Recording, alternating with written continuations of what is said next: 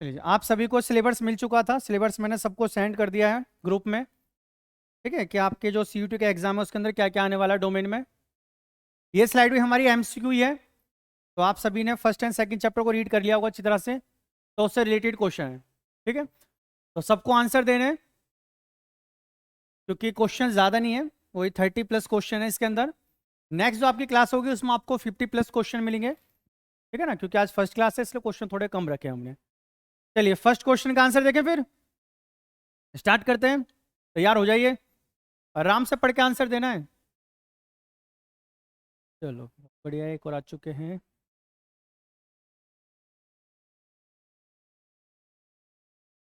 चलिए जी, शुरू करते हैं फिर। फर्स्ट क्वेश्चन आपके लिए स्क्रीन पर ये रहा। बताइए आंसर क्या होगा। क्वेश्चन है, which among the following statement about the partition is incorrect. Partition से रिलेटेड आपको बताना है कौन सा स्टेटमेंट इनकरेक्ट है। इनकरेक्ट स्टेटमेंट बताना है। तो ध्यान से पढ़िए सभी ऑप्शनों को और बताइए क्या आंसर हो सकता है सही। पार्टीशन ऑफ इंडिया वाज सी। ठीक ठीक, चलो पहले आप पढ़ लो फिर मैं बाद में पढ़ता हूँ। सी आंसर है। ध्यान से पढ़ लो, कभी गलत हो जाए।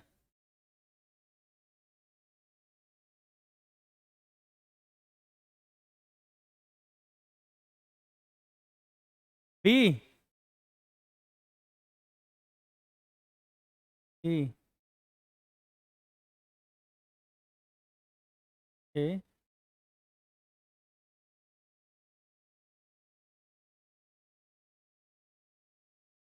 हम्म।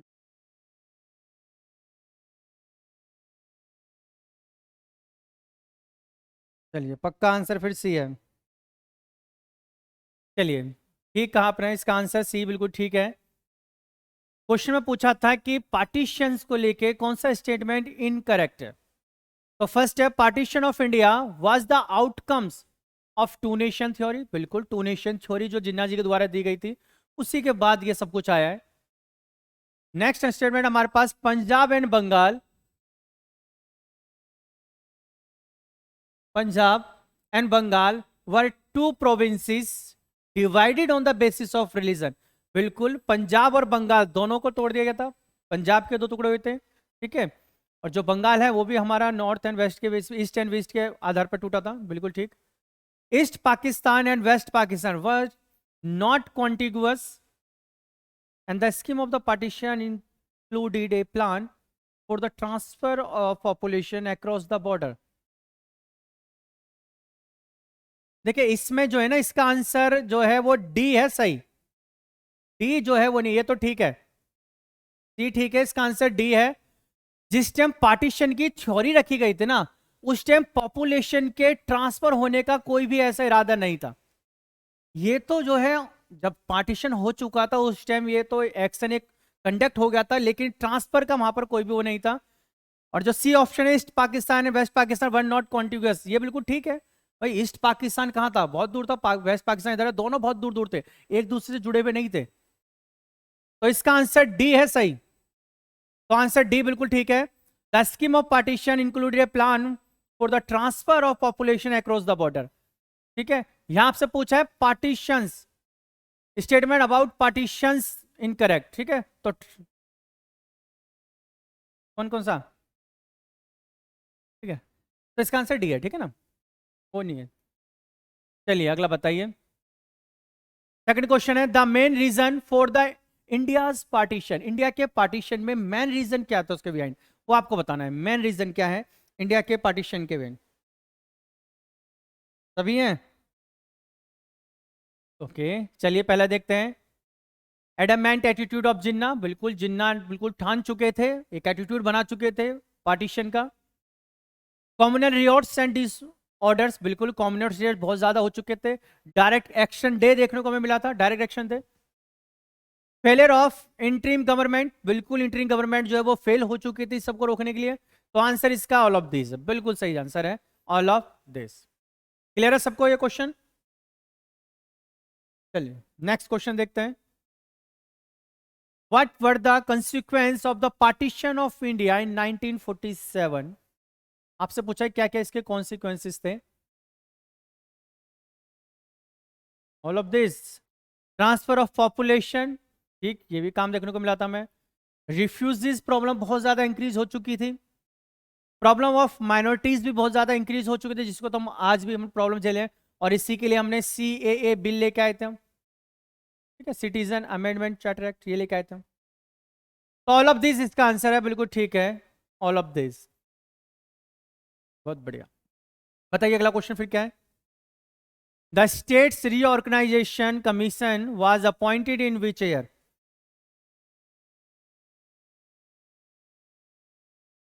1954,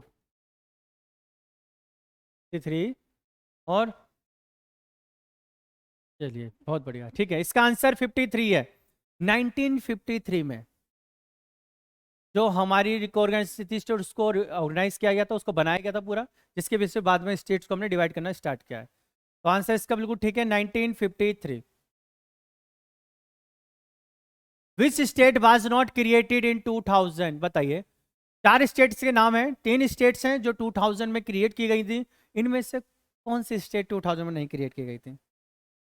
बिहार, और सबका आंसर बिहार है, चेक कर लो एक बार बाकी भी। हम्म,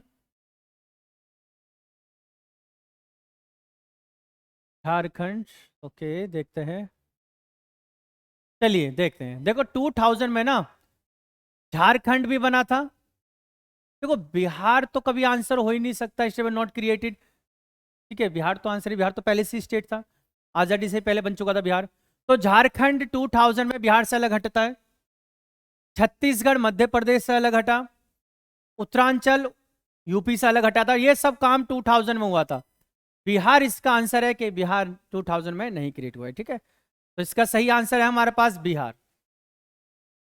लॉजिक भी लगा सकते थे इसमें तो। चलिए नेक्स्ट क्वेश्चन बताइए। द कम्युनल जोन एक्सक्लूडेड, इनमें से किसको?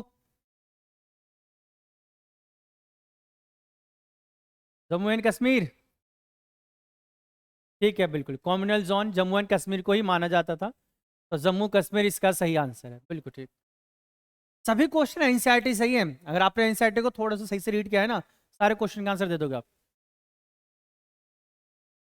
द स्टेट्स क्रिएट इन 1960, और बताइए इनमें से कौन सी स्टेट 1960 में क्रिएट की गई थी? Maharashtra and Gujarat, Orissa and West Bengal, Rajasthan and Gujarat, Punjab and Haryana. Maharashtra and Gujarat, बाकी भी दिमाग लगाइए, कुछ याद आ रहा होगा धुंधला धुंधला।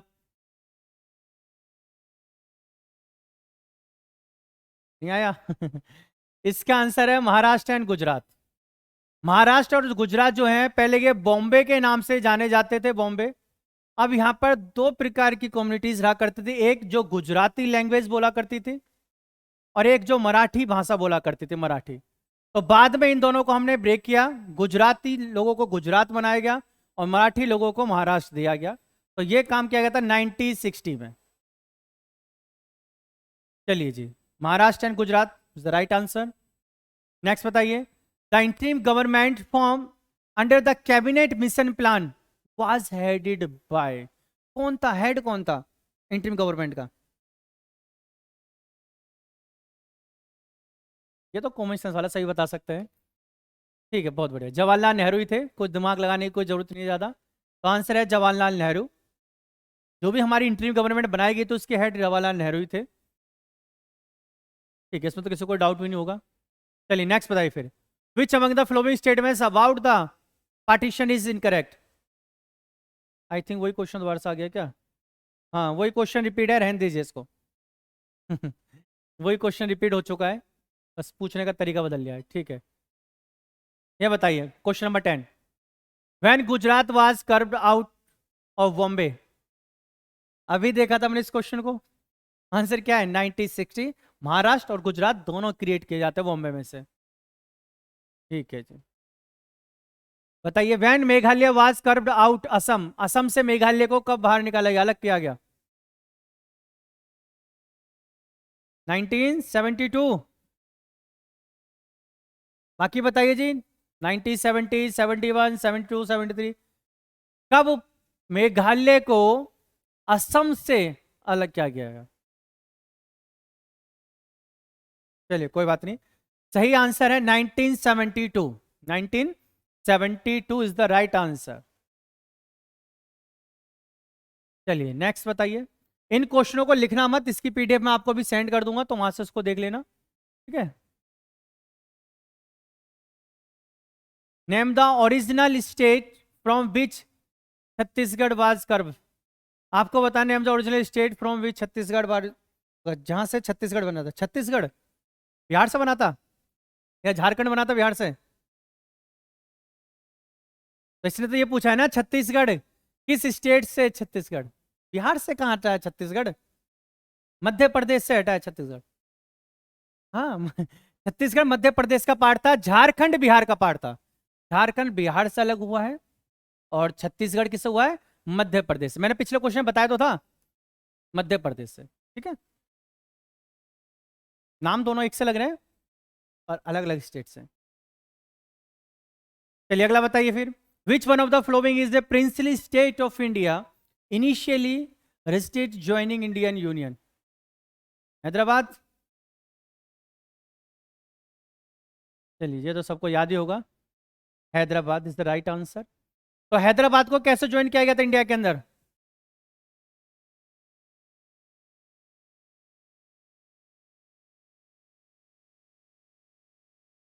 ठीक है।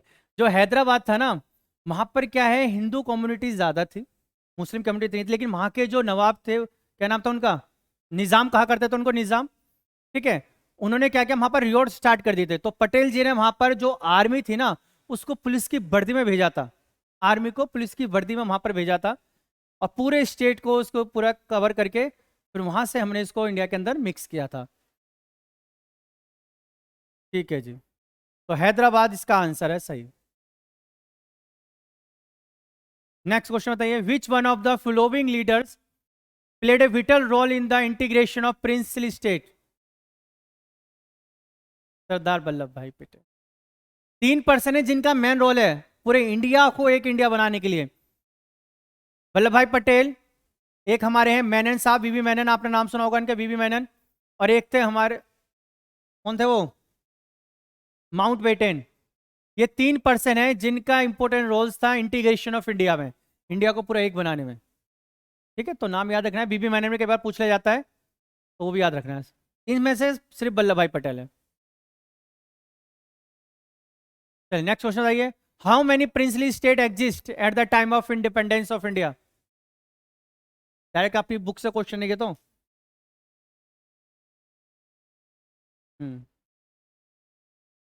डी है इसका आंसर 565। आपके एनसीईआरटी से क्वेश्चन उठा के रख दिया सीधा। 565 प्रिंसली स्टेट इंडिया के अंदर एग्जिस्ट है। चलिए, तो ये क्वेश्चन थे हमारे कुछ चैप्टर फर्स्ट से रिलेटेड, या किस टाइप से क्वेश्चन वहां से आएंगे, सब उसी पे डिपेंड है किस तरीके से इंडिया का इंटीग्रेशन होता है। चैप्टर सेकंड के देखते हो कुछ question, era of one party dominance. क्योंकि जब इंडिया हमारा इंडिपेंडेंस हुआ तो उस टाइम केवल कांग्रेस एक सबसे बड़ी पार्टी थी, तो पूरे पैन इंडिया के अंदर इसका पूरा रूट्स फैली हुई थी, पूरे इंडिया के अंदर थी। तो किस तरीके से डोमिनेंस में आए, वो इलेक्शन किस तरीके से होता है, वो सब हम चीजें इसमें देखेंगे। तो फर्स्ट क्वेश्चन हमारा, the party that won the second largest number of Lok Sabha seats in first general election. जो फर्स्ट जनरल इलेक्शन थे उसमें सबसे बड़ी पार्टी तो हमारी कांग्रेस ही थी। सेकंड सबसे बड़ी पार्टी कौन सी? हमारी सीपीआई, यानी कि communist party of India. Second largest party थी ये इलेक्शन में, कम्युनिस्ट पार्टी ऑफ इंडिया, ठीक है, याद रखना नाम। चलिए नेक्स्ट क्वेश्चन है, the constitution of India comes into effect on, effect में कब आता है कॉन्स्टिट्यूशन ऑफ इंडिया?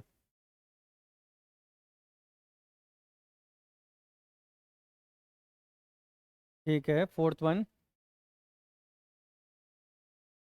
ठीक है, देखो क्वेश्चन दो बनते हैं इसके, आपको याद रखना है। एडॉप्ट कब किया गया था? एडॉप्ट, तो एडॉप्ट डेट क्या है? 26 नवंबर 1949। अगर एडॉप्ट डेट आपसे पूछता है, एडॉप्शन डेट, तो ये वाली डेट याद रखनी है।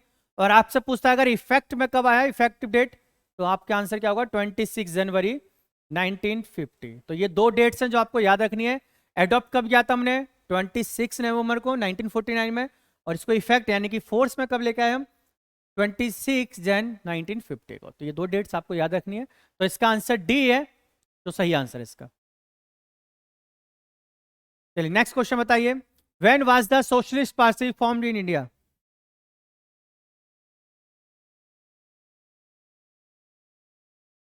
52। सोशलिस्ट पार्टी के लिए पूछा है। When was the socialist party formed in India? तो इसका आंसर है 1948। 1948 में सोशलिस्ट पार्टी क्रिएट की गई थी इंडिया के अंदर, 1948 में। ठीक है, तो इस डेट को याद रखना है, 1948। चलिए नेक्स्ट क्वेश्चन देखते हैं। One of the guiding principles of the ideology of स्वतंत्रता पार्टी वाज? स्वतंत्रता पार्टी की क्या आइडियोलॉजी है वो आपको बताना है यहां पर, principles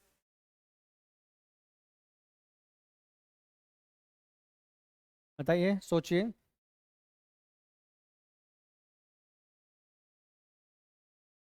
B? D autonomy of states with in the union? स्वतंत्रता पार्टी की।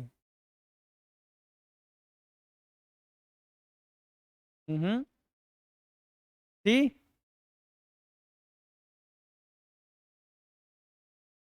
इसका आंसर सी है, ठीक। थर्ड आंसर है इसका। जो हमारी स्वतंत्रता पार्टी था उसके लिए आइडियोलॉजी थी economy free from state control. Capitalism को फॉलो करते थे, सोशलिज्म को। ये मानते थे कि जो कंट्री है ना वो स्टेट, सॉरी, इसको फॉलो करते थे, कैपिटलिज्म को फॉलो करते थे ये।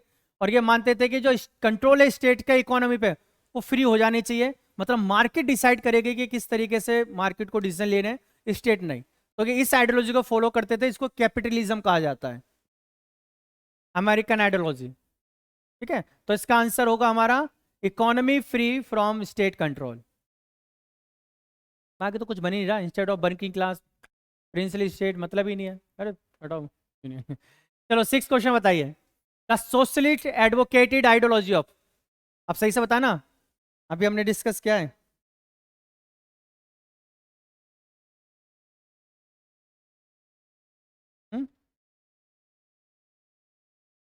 कम्युनलिज्म और सोशलिज्म एक ही चीज है, बस मतलब अलग है। तो इसका आंसर सही है, डेमोक्रेटिक सोशलिज्म। डेमोक्रेटिक तरीके से सोशलिज्म होना चाहिए।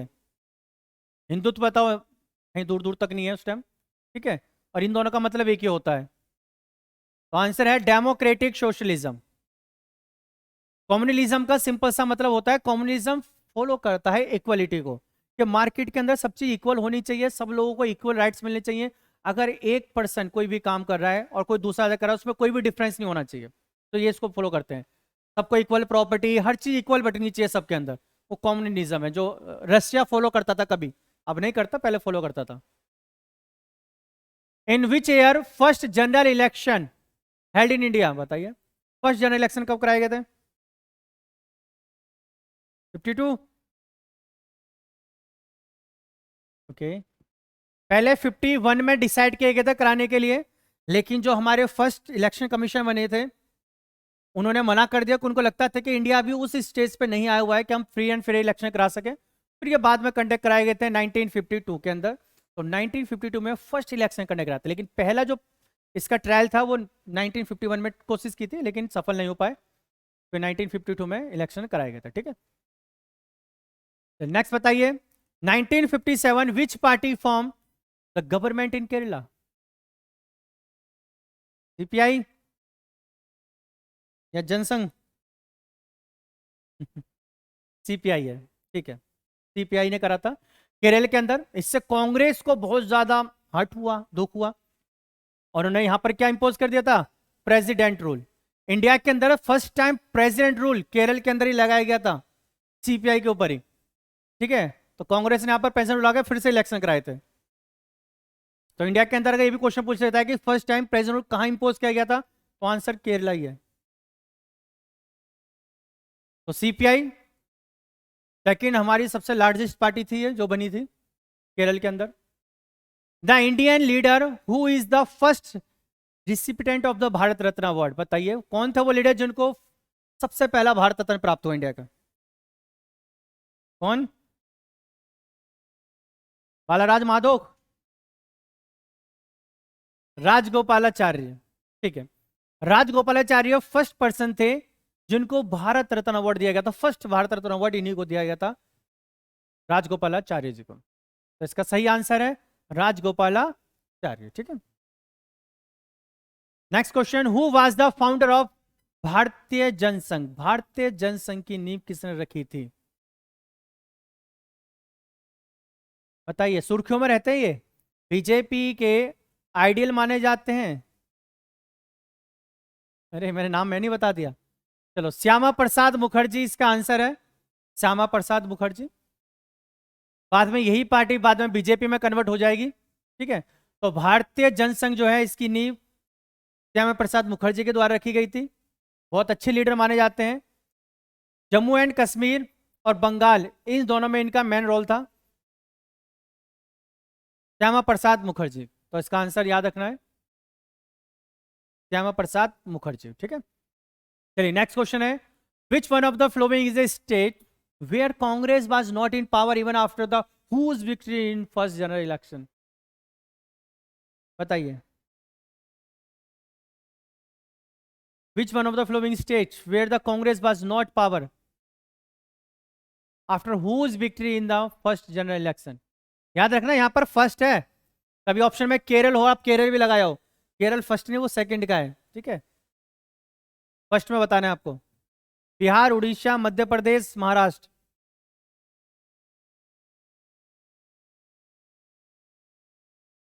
उड़ीसा का आंसर है, उड़ीसा। ठीक है, तो सही आंसर क्या हमारा? उड़ीसा। अब ये उड़ीसा बन चुका है, तो उड़ीसा आपको याद रखना है, फर्स्ट है, ध्यान रखना। अगर 1957 पूछता तो केरल हो जाता आंसर। ठीक है, who was the first chief election commission of India? Sukumar Sen, बिल्कुल ठीक। सुकुमार सेन जो है इंडिया के फर्स्ट इलेक्शन कमीशन थे, हमारे चीफ इलेक्शन में। इन्होंने ही जो 1951 में इलेक्शन होने थे उसको टालकर 1952 में कराया था। पहले यहां पर था 1951 का डिसाइड था, फिर उनको लगा कि नहीं अभी फेयर एंड फ्री इलेक्शन नहीं हो पाएंगे, तो बाद में 1952 के अंदर कराए गए थे सुकुमार सेन के द्वारा। चलिए अगला बताइए, fourth statement regarding one party dominance are given below false statement. चार स्टेटमेंट है, आपको बताने से कौन सा स्टेटमेंट गलत है और ये बात की गई है वन पार्टी डोमिनेंस के बारे में। आंसर, ये जहां ई लिखा है ना ये थर्ड है, तो ई नहीं है, इसको थर्ड मानना है। सेकंड, सेकंड देखते हैं, चलो। One party dominance is rooted in the absence of strong alternative political party, ये तो बिल्कुल ठीक है। अगर कोई एक बड़ी पार्टी नहीं होगी दूसरी इसके सामने तो वन पार्टी डोमिनेंस रहेगा। सेकंड देखते हैं, one party dominance occurs because of weak public opinion, ये भी तो ठीक है। पब्लिक ओपिनियन जितना वीक होगा एक ही पार्टी डोमिनेंस करेगी, जैसे पहले इंडिया के अंदर भी था, जब केजरीवाल और मोदी जी ये दोनों नहीं आए थे उस टाइम क्या था, सबको एक ही तरफ वोट देते रहते थे। ओपिनियन बहुत जरूरी है। One party dominance is link to the nation colonial past, इसने बोला है वन पार्टी डोमिनेंस जो है is linked to the nation colonial past. और फोर्थ और देख लेते हैं एक बार, one party dominance reflect the absence of democratic ideals in a country, democratic ideals in country. इसका आंसर क्या होना चाहिए? ई सी, थर्ड आंसर है ना, थर्ड लग रहा है इसका आंसर।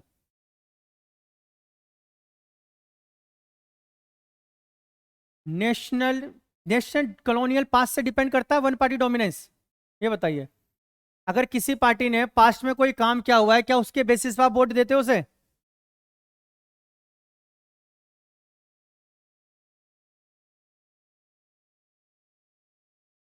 भाई one party dominance reflect the absence of democratic ideas in a country. अगर किसी कंट्री में डेमोक्रेटिक, देखो बहुत सारी ऐसी कंट्री है जहां डेमोक्रेटिक आइडिया नहीं है, वहां केवल एक ही पार्टी चलती है, चाइना।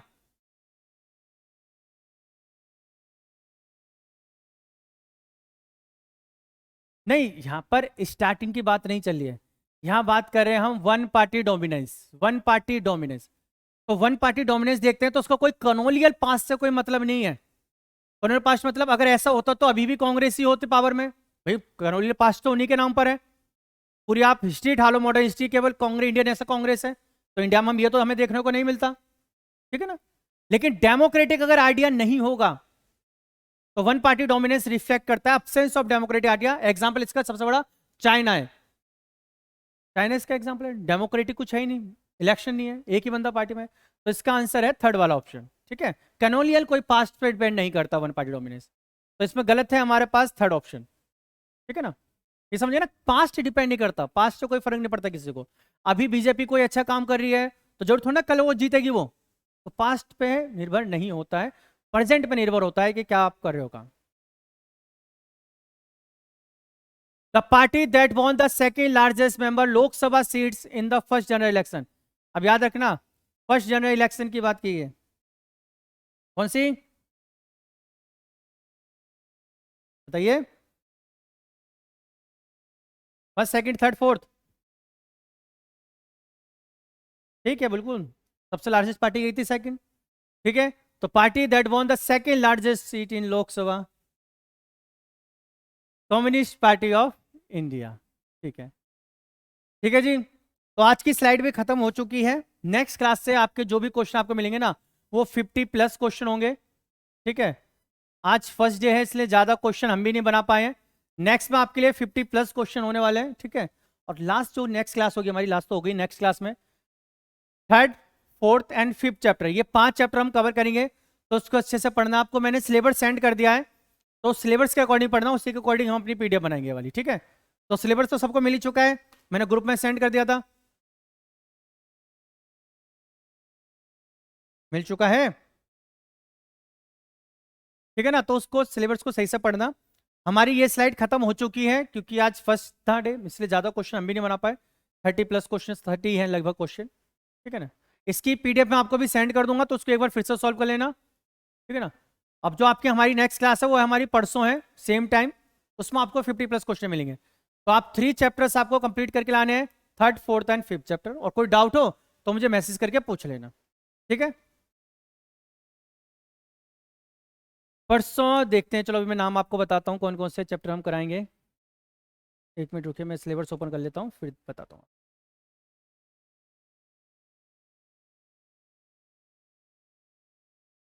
ओके जी, नेक्स्ट क्लास में जो हम करने वाले हैं चैप्टर अपना थर्ड चैप्टर करेंगे हम, पॉलिटिक्स ऑफ प्लांट डेवलपमेंट, ठीक है। फोर्थ चैप्टर होगा इंडिया एक्सटर्नल रिलेशन से रिलेटेड हम बात करेंगे। और फिफ्थ चैप्टर होगा हमारा challenge to an restoration of Congress system, ठीक है। तो ये 3 चैप्टर्स हम कवर करेंगे, ओके। अच्छा हिस्ट्री का पूछ रहे थे आप, एक मिनट फिर मैं हिस्ट्री भी ओपन कर लेता हूँ तभी बता पाऊंगा। हाँ फर्स्ट सेकंड तो हमारा हो चुका है, थर्ड एंड फोर्थ करेंगे हम social history using the Mahabharata and history of Buddhism and medieval society through traveller account, ठीक है। ये 3 चैप्टर हम कवर करेंगे।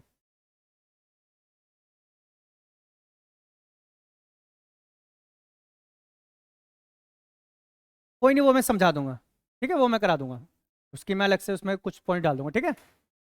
चलिए फिर आज क्लास को यहीं रोक रहे हैं हम, ठीक है, क्योंकि स्लाइड कंप्लीट हो चुकी है। मिलते हैं नेक्स्ट क्लास में, ओके। हाँ 3 to 5, ठीक है। ओके चलिए बाय सबको, ओके। एलआर की जो आपकी अब क्लास है वो आपकी होने वाली है, क्लास कब है, थर्सडे को क्लास होगी आपकी, ठीक है। Thursday and Saturday LR and quant की क्लास होगी आपकी, ओके। हाँ जी।